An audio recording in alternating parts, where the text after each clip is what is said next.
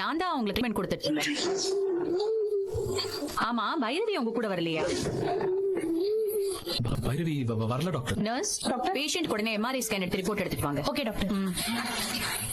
MRI scan report எடுத்துட்டு வரட்டும், அப்புறம் என்ன பண்ணலாம்னு சொல்றேன். சரியா? சரிங்க.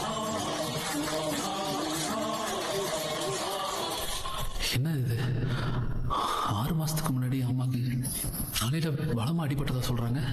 கிட்ட காயத்ரி கல்யாணம் பண்ணிக்கிட்டேங்கிறத இங்க எல்லார்கிட்டயும் நிரூபிச்சுட்டான்னா உன்னை இந்த வீட்டை விட்டு அடிச்சே துரத்திடுவாங்க.